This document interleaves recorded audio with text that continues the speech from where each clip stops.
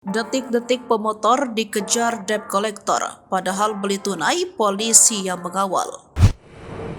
Dikabarkan sebelumnya viral video seorang anggota polisi kawal pengendara motor yang dikejar oleh oknum yang mengaku debt collector.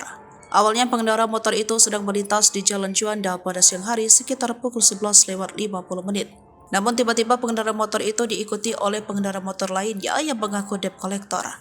Merasa terancam karena diikuti, pengendara motor itu pun berinisiatif menghubungi pihak kepolisian. Dalam salah satu unggahan, dijelaskan bahwa seorang warga yang menggunakan motor Honda PCX membeli kendaraan secara tunai. Menghadapi ancaman dari orang yang mengaku debt collector itu, pengendara tersebut memutuskan untuk berhenti di pos polisi di samping Margonda, Juanda, dan meminta bantuan dari petugas kepolisian. Alasan dibalik keputusan tersebut karena adanya ancaman modus penarikan motor oleh 3 orang dengan mencatat bahwa pembelian motor korban belum sepenuhnya lunas. Akhirnya pengendara tersebut mengambil inisiatif untuk meminta pertolongan polisi, mengarahkan pelaku ke pos polisi Juanda Margonda. Namun pelaku berhasil melarikan diri saat polisi membalikan arah. Dalam upaya memberikan rasa aman, polisi mengawal pengendara tersebut hingga ke arah Lanteng.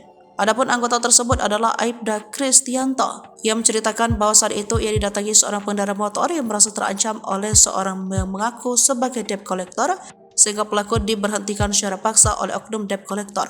Dalam menanggapi aduan tersebut, Chris mengungkap bahwa mereka mendatangi orang yang mengaku sebagai debt collector, tetapi orang tersebut sudah melarikan diri. Chris langsung mengawal pelapor hingga pelapor merasa aman dan mengawal dilakukan hingga wilayah Lenteng Agung, Jakarta Selatan.